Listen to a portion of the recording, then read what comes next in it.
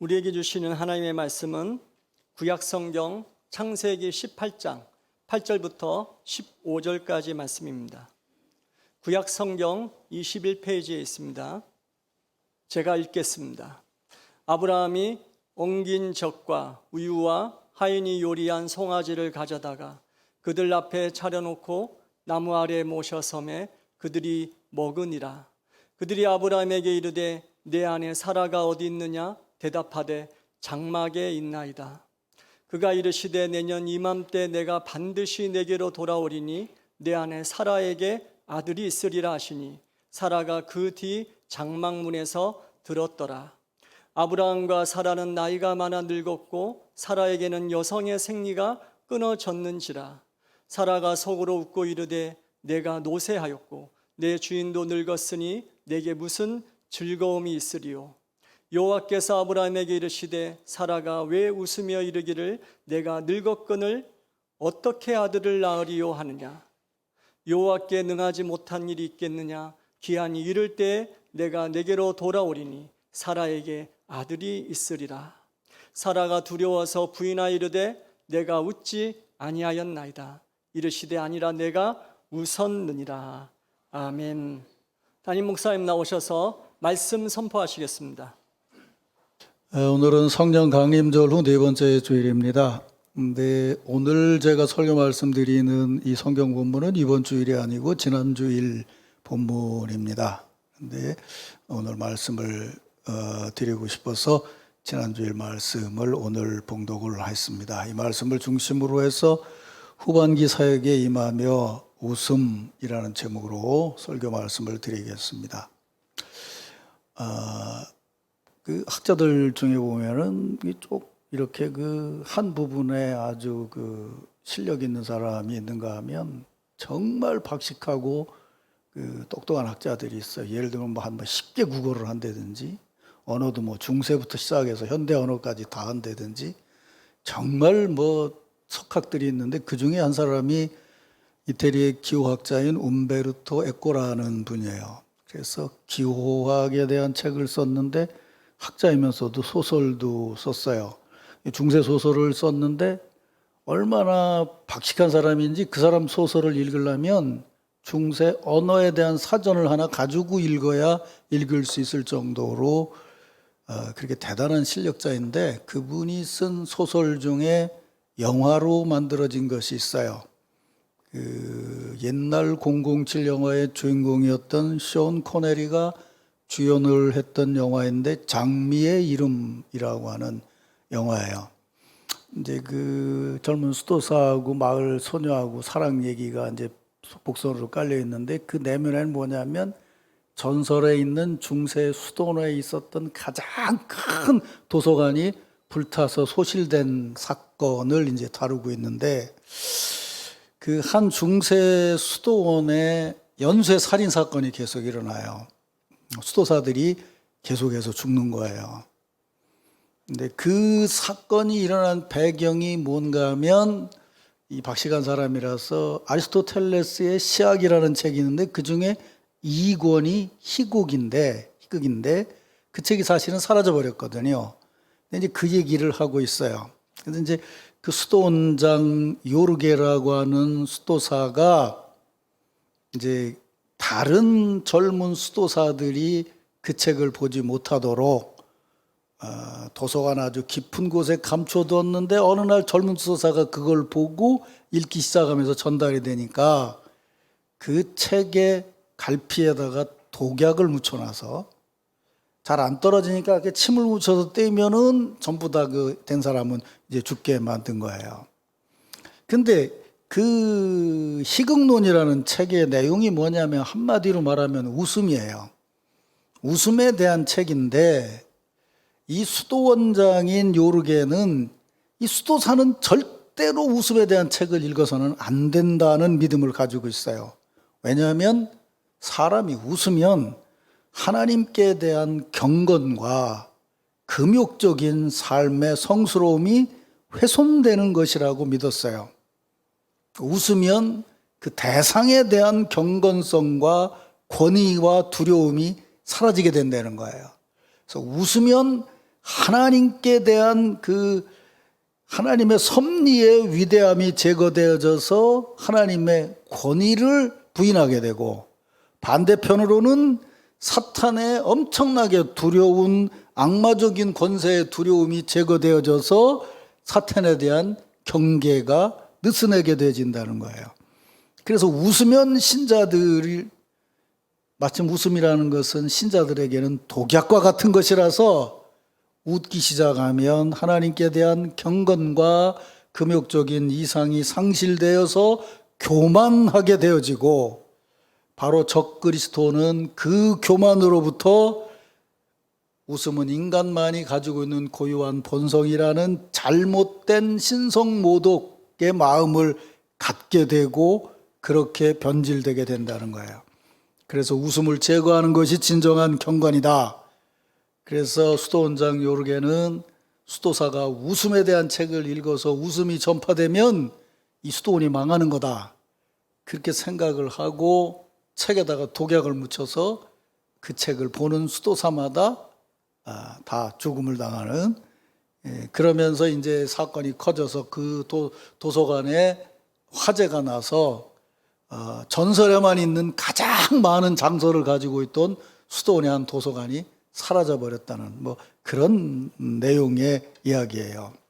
이제 움베르토 에코는 아주 중세에 대해서 굉장히 박식한 사람이라서 이제 여러 가지 얽혀진 것을 젊은 사랑 얘기하고 이렇게 엮어서 이제 했는데, 사실은 그 한국 교회사를 연구하는 학자들의 얘기 중에 하나가 뭐냐면, 한국 교회의 주류는 장로교회이고 그 장로교회 신앙의 바탕에는 이런 경건이 담겨져 있다고 생각을 하는 거예요.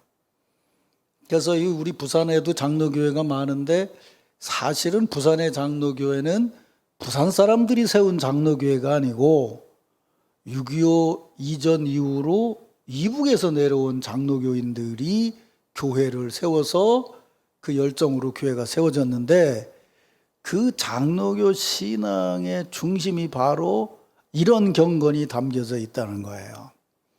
그래서 다른 지역도 보수적인 장로교가 주류가 되는 데는 이런 경건적인 흐름이 강하지만, 유독 부산은 하여튼 이런 경건, 제가 말씀드린 경건적인 흐름이 장로교뿐만 아니라 다른 교파에도 영향력을 미치고 있어요.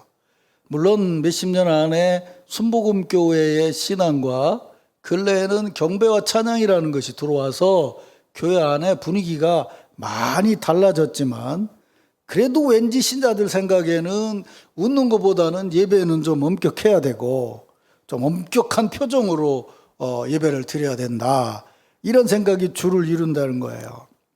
그래서 목사들이 그냥, 여러분 텔레비전 방송에 보면은 기독교 방송이 몇 개가 나오고 캐토릭 방송도 있고 불교 방송도 있는데, 불교 방송이나 캐토릭 방송은 뭐 설교를 하든 뭐 연부를 하든 그냥 가만히 하는데, 아주 목사들은 설교를 하면서 온갖 짓을 다 해야 돼요. 왜냐면 웃기느라고. 근데 안 웃어. 제 동생이 나보고 한 얘기가 있어요. 진주에서 목회할 때 똑같은 얘기를 했더니 신자가 10명이 웃더래. 군산으로 옮겨가지고 똑같은 얘기를 했더니 100명이 웃더래. 지금 서울에 가서 똑같은 얘기를 했더니 전교인이 다 웃더래. 그래서 부산에 와서, 서울에 있던 목사들이 부산에 부흥에 와서 설교를 하면 제일 첫 시간에 엄청나게 당황을 해요.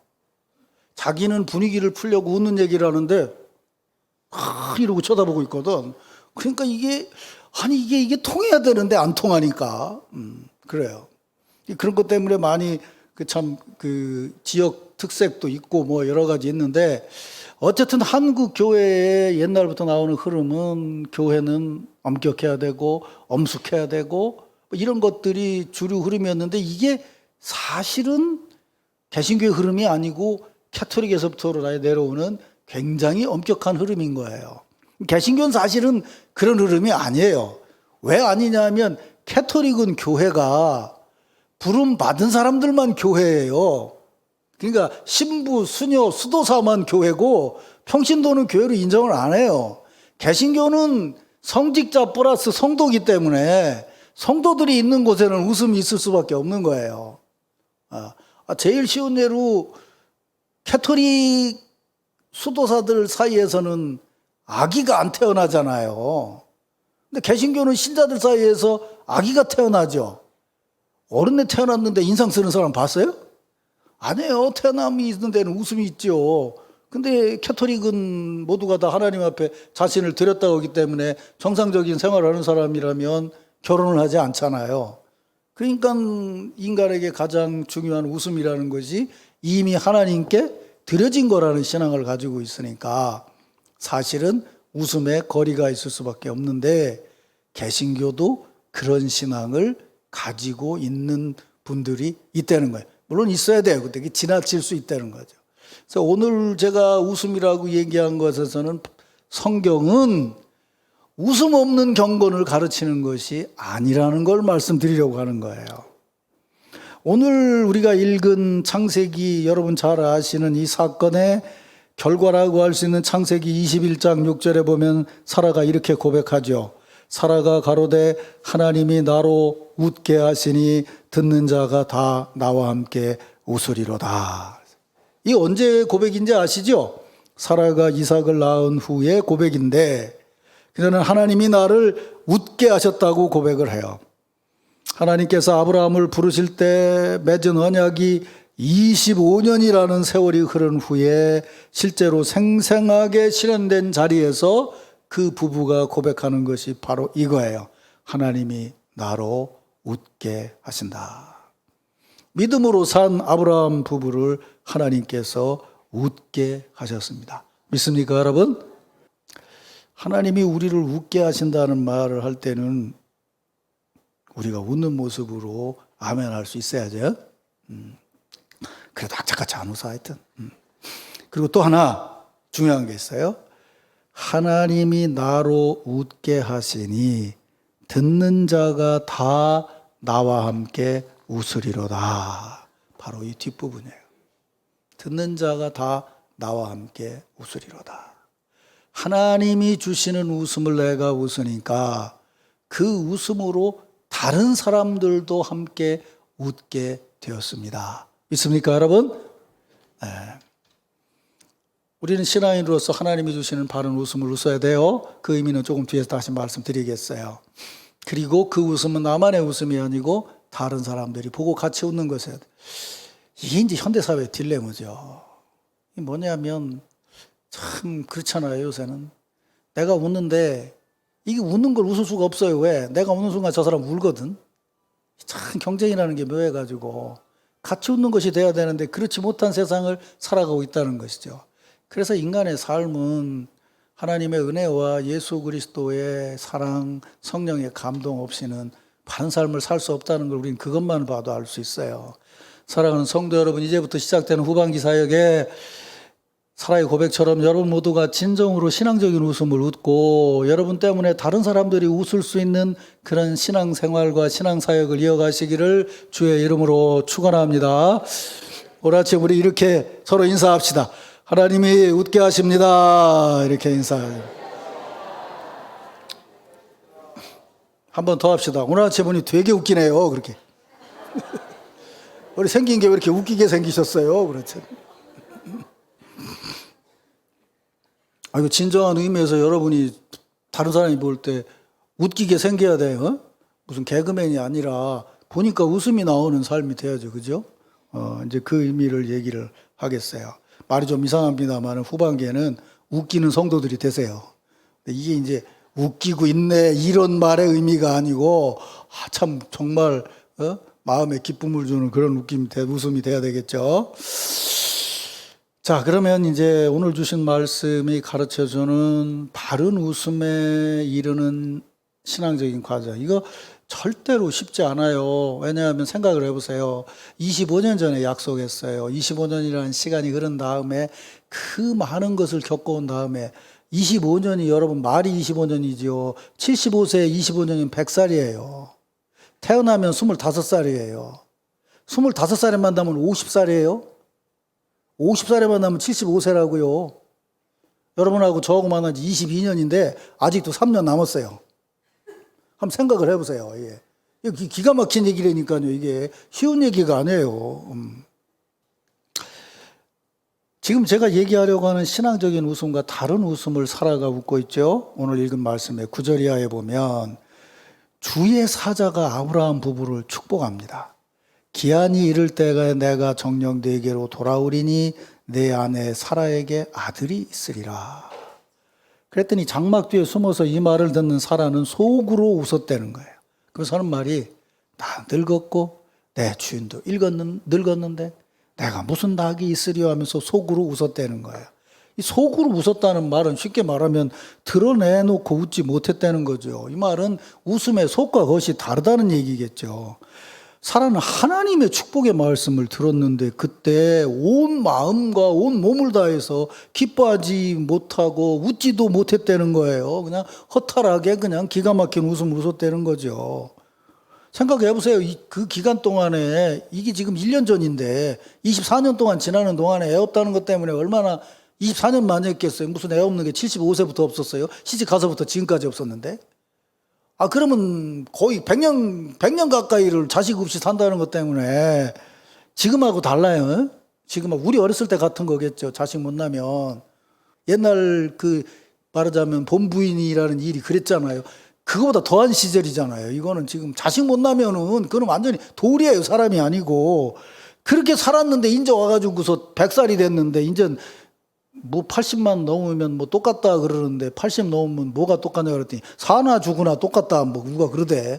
80 넘으면 사람이 뭐 그렇게 된다 그러는데 80이 아니에요. 100살이에요. 100살. 근데 거기다 내놓고서 네가 아이를 낳을 거다고 얘기했을 때 그게 웃음이요 울음이지. 그냥 기가 막혀서 아유 참다 별소리를 다 듣네 뭐 이렇게 한 거겠죠. 근데 좀 구분하기 위해서 보려면 이때는 사라가 웃었다고 그러는데 정확히 보면은요 요거보다 앞에 17장에 보면요 우린 사라의 웃음만 얘기하지만 사실은 사라가 먼저 웃은 게 아니고 아브라함이 먼저 웃었어요. 17장 17절 이하에 보면 아브라함이 엎드려 웃으며 심중에 말하되 100세 된 사람이 어찌 자식을 낳을까? 사라는 99세니 어찌 생산하리요? 하면서 그냥 나는 이스마엘을 아들로 생각하고 살겠습니다. 이렇게 하나님 앞에 고백을 해요. 근데 우리는 사라의 웃음에만 익숙한데 사실은 아브라함이 먼저 웃었다니까요. 그러니까 성경은 사실은 아브라함 부부가 다 이미 하나님 말씀에 대해서 그냥 다 인정하지 못하는 허탈한 웃음을 웃고 있었다는 거예요. 그런데 앞에서 말씀드린 것처럼 하나님께서 그들 부부의 허탄한 웃음을 진정한 웃음으로 바꿔주셨다는 거예요. 이유는 뭐냐라고 물어보면 딱 한 가지죠. 하나님의 아들을 낳게 하신 거죠. 그죠? 하나님 편에서는 은혜예요. 그런데 25년이라는 기간이 흘러오는 동안에 그 은혜를 받기까지 왜 우리가 아브라함을 믿음의 조상이라고 얘기하냐면 그의 여정에 믿음의 성장과 실패를 겪으면서 이게 담겨져 있기 때문이에요. 그러니까 왜 웃었느냐? 아들을 받았기 때문에 웃었는데 그건 하나님 편에서 오는 은혜인데 그 은혜를 받는 과정에서 아브라함 부부가 보여준 우리가 발견해야 될 어떤 신앙적인 성장 내지는 변화가 무언가를 깨닫는 것이 우리가 실제로 진정한 웃음을 웃을 수 있다는 거예요. 그 얘기가 아까 제가 앞에서 말한 찬양대 얘기예요.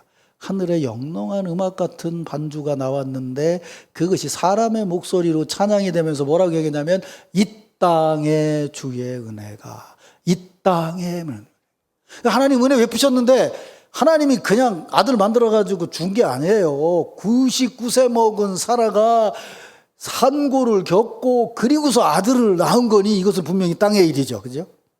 그걸 보자는 거예요. 자, 그러면 이제 아브라함 일대기를 간단하게 정리를 해드릴게요. 아시는 대로 창세기 12장에 보면 역사적으로 BC 1921년경이라고 그러는데 하나님과 아브라함의 첫 만남이 나와요. 여호와께서 아브라함에게 이르시되 뭐라고 그랬어요? 너로 큰 민족을 이루게 하리니 너는 고향을 떠나서 내가 지시한 땅으로 가라. 지난번에 우리 한번 말씀으로 나눴죠. 그랬더니 그 말씀을 받아서 떠났어요. 이게 아브라함과 하나님의 첫 만남이에요. 하나님께서 말씀하시고 아브라함이 따랐어요. 근데 그러고서 왔는데 그 다음에 일이 많이 생기죠. 애굽으로 내려가서 뭐 와이프를 동생이라고 했다가 뭐 그러고 돌아와가지고 이제 늘어나니까 조카 롯하고 뭐 목자들 싸움이 생겨서 갈라 서고난 다음에 BC 1913년경에 두 번째 하나님께서 나타나셔요. 그게 뭐냐면 창세기 15장에 나오는 거예요. 그때는 뭐라고 돼 있냐면 이후에 여호와의 말씀이 이상 중에 아브라함에게 임하여 이렇게 돼 있어요. 이걸 구분한다면 첫 번째는 말씀으로 만나셨는데 두 번째는 비전을 보여주셨다는 거예요. 비전을 보여주시면서 말씀하셨다는 거예요. 그때 뭐라고 말씀하세요? 내 몸에선 난 자가 후사가 될 것이고 뭐래요? 하늘의 별을 보라 내 자손이 이렇게 될 것이다 라고 실제적인 걸 보여주셨다는 거예요. 그리고 또 세월이 흘러요. 그리고 1898년경에 하나님께서 세 번째 아브라함에게 나타나세요. 그때가 언제냐? 창세기 11장에 나오는 99세 때예요. 그러니까 아브라함이 말해요. 하나님, 성경에 보면 하나님을 자주 만난 것 같은데 75세에 만나고 중간에 한 번 더 만나고 세 번째 만날 때가 99세면 여러분 한번 기도한다고 생각을 해보세요. 여러분이 기도의 응답을 한번 생각을 해보세요. 여러분 아브라함 같으면 사시겠어? 25년 동안 하나님이 세 번 만나주시고 기도 응답을 25년 만에 받는다 그러면 여러분 같으면 이미 교회를 떠나셨겠지. 어떻게 참겠어요? 우리는 막 아브라함 그럼 막 하나님 앞에 기도하면 막 응답하시고 막 했다고 생각하는데 여러분은 아브라함보다 훨씬 더 은혜를 많이 받은 사람이에요. 그죠? 우리는 뭐 암만 응답을 못 받아도 1년에 한 서너 번은 받잖아. 서너 번도 못 받아요? 아니 우리는 기도하고 응답받는 거 나는 너무 자주 기도 응답을 받아서 뭐 미안할 정도인데 나하고는 다 다른가 보구만. 자, 그러면 그때 99세 때 나타나셨어요. 그때 나타나서 뭐라고 말씀하시냐면 나하고 너하고 언약을 맺자. 너 할례를 베풀어라. 그러면서 뭐라고 얘기하시냐면 너는 열국의 아비가 될 것이다. 그리고 사례가 사라로 이름을 바꾸고 아들을 낳을 거다 라고 얘기했다는 거예요. 그랬더니 그때 아브라함이 웃었다는 거예요. 그리고 참 재미있는 것은 75세에서부터 99세까지 오는 동안에 75세에 만나고 중간에 한번 만나고 99세에 만나는 게 세 번째인데 놀랍게도 그 해에 다시 나타난 걸로 나와 있어요. 성경에. 99세에. 한 번 더 나타난 것이 오늘 읽은 18장의 얘기예요. 근데 17장에서는 뭐라고 얘기를 하냐면 하나님께서 아브라함에게 언약을 맺으면서 네가 아들을 낳을 것이라고 얘기를 했어요. 근데 오늘 18장의 사건은 어떻게 돼 있어요? 내용이 어떻게 돼 있죠? 하나님이 아브라함을 찾아오셨어요. 근데 하나님이라고 표현을 안 하고 세 사람이 찾아왔죠. 근데 그 세 사람을 하나님의 사자로 인정하고 대접을 했죠. 그랬더니 대접을 받은 다음에 그 사람이 얘기하기를 뭐라고 얘기하냐면 내년 이맘때 내가 다시 돌아올 때 아들이 있을 거다라고 얘기를 했어요.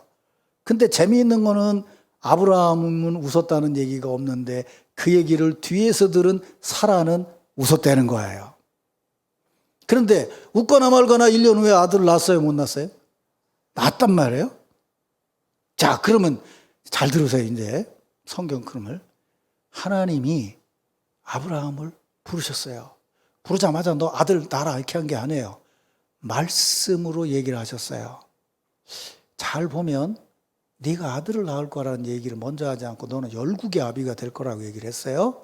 그런데도 아브라함은 계속 뭘 생각하냐면 이스마엘을 데리고 아들을 삼았다는 건 아들 하나만 생겼으면 좋겠다 이러는 거예요. 하나님의 비전을 보여주세요. 너 그거 쳐다보지 말고 하늘을 좀 봐라. 별이 얼마나 많은 걸 봐라. 그 별이 많은 걸 보라는 거는 내 자식이면 내 자식이 아니란 얘기잖아요. 그 다음에 다시 나타나셨어요. 그때 뭐라고 얘기하세요? 실제적인 계약을 맺으셨어요. 계약이라는 건 뭐예요? 인격적인 관계예요. 법적이고 인격적인 관계죠. 정말 무섭잖아요, 여러분. 어떤 계약서에다 사인하고 나면 그 책임은 끝까지 가는 거니까요. 계약을 맺었어요. 하나님하고 영적인 계약을 맺었어요. 그런데 계약을 맺는 자리에서도 하나님은 찾아오셔서 계약을 맺는데 아브라함은 계약을 맺으면서도 어떻게 생각하냐면 웃었어요. 자기 생각으로. 그런데 그 말 속에 내가 요번에 이걸 읽으면서 느낌이, 그리고 나서 바로 하나님이 다시 그에게 나타나셨는데 이번에는 사람의 모습으로 나타나셨다는 거예요. 하나님이 위에서 그를 만나신 게 아니고 나그네로 그에게 오셨다는 거예요. 그랬더니 아브라함이 하나님을 만나는 것조차도 웃던 그가 쫓아나가서 대접을 했다는 거예요. 그랬더니 내년 이맘때에 아이를 낳게 될 거라는 말을 하셔요. 근데 잘 보면요, 그 전번 만남에 하나님이 아브라함에게 그 얘기를 하셨어요. 너하고 나하고 계약을 맺는데 내년 이맘때에는 내가 아들을 얻게 될 거다. 그런데 웃었어요, 아브라함이. 그리고 다음에 주의 사자가 나타났어요. 전 나름대로 생각을 해봤어요.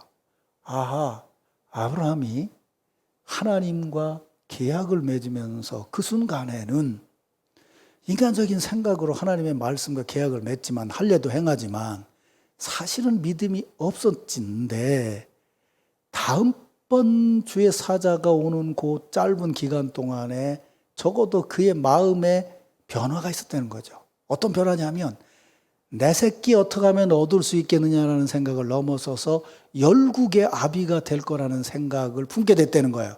그래서 자기하고 상관없는 나그네를 극진히 대접하게 됐다는 거죠.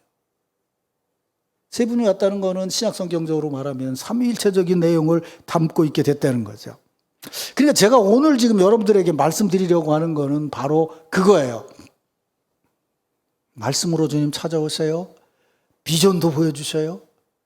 그까지는 하늘의 일이에요. 근데 그분이 오셔서 여러분과 계약을 맺는 것 같은 느낌이 있어요. 인격적인 만남을 가질 때가 있다고요. 그걸 개신교적으로 넘어오면 누구냐면 예수 그리스도를 만나는 거예요.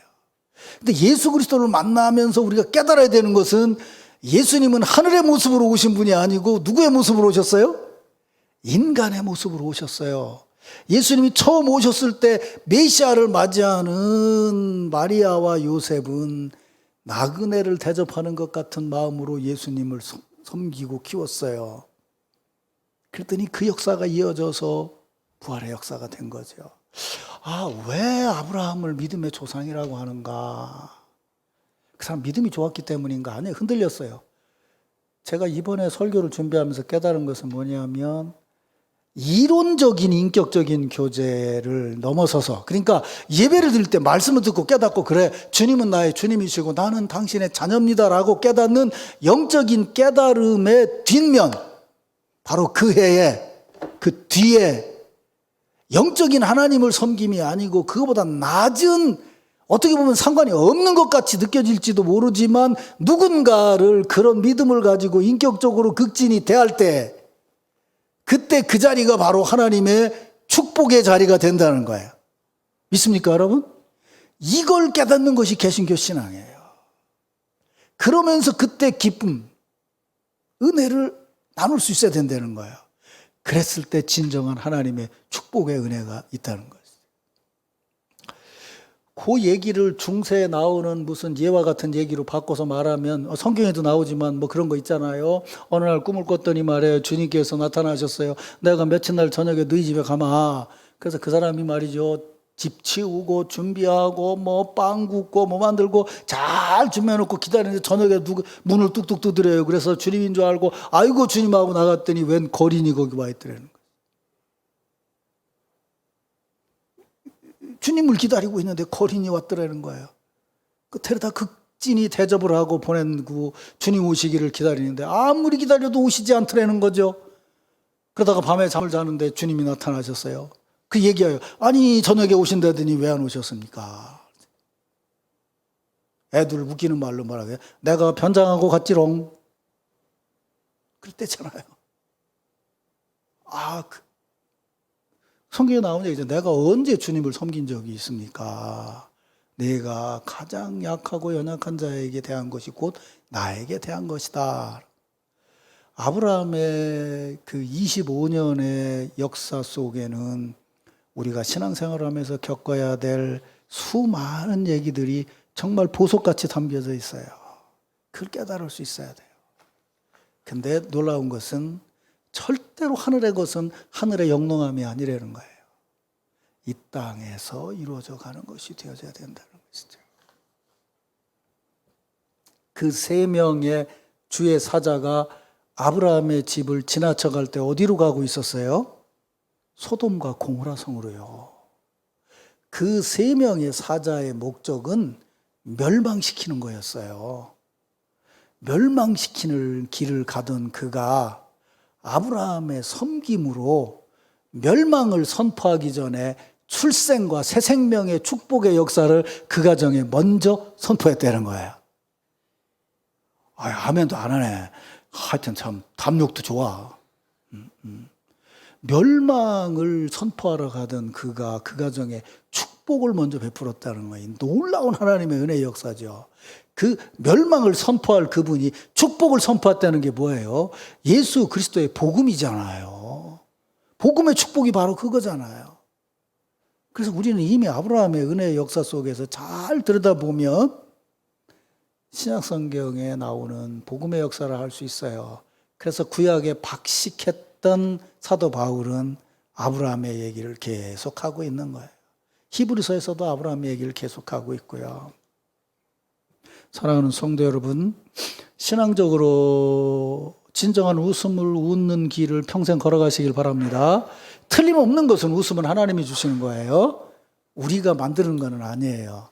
그런데 하나님이 이루어주시는 구원이 있고 우리가 이루어가야 될 구원이 같이 만나는 것이 중요한 것이죠. 그렇다고 한다면 그분이 베푸실 은혜를 받을 우리의 믿음의 준비와 말씀을 따라 살아가는 성령의 감동이 있어야죠.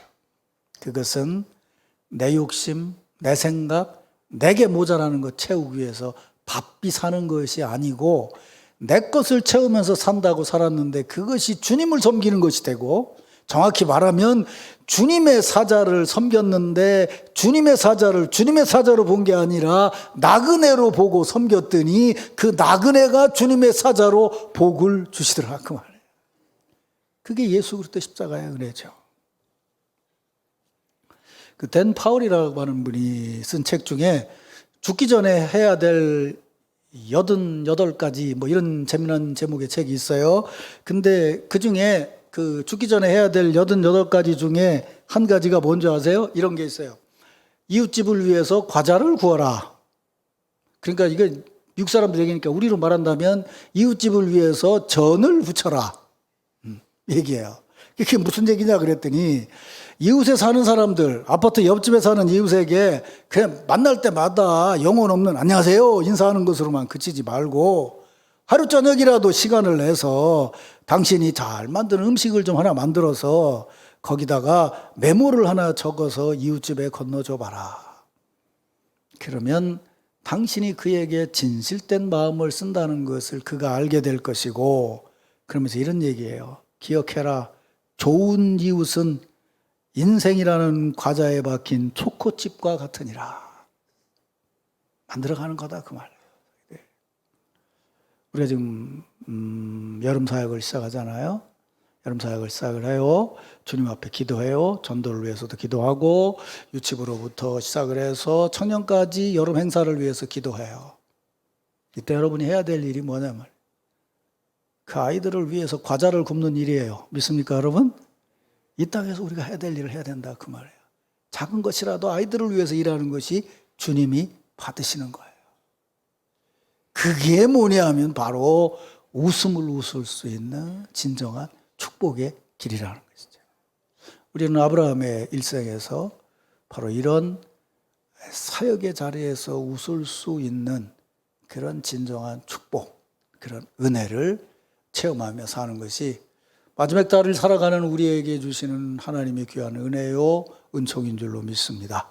이제 여름 사역을 시작하면서 여러분의 사역의 현장에서 아주 작은 것이라도 준비해서 정말 나그네 같은 떠돌이 같은 누군가에게 대접하는 그것이 하나님의 은혜의 역사가 일어나는 현장이라는 걸 생각하면서 함께 웃음을 나눌 수 있는 축복이 우리 남전교회 현장에 함께하기를 주의 이름으로 축원합니다.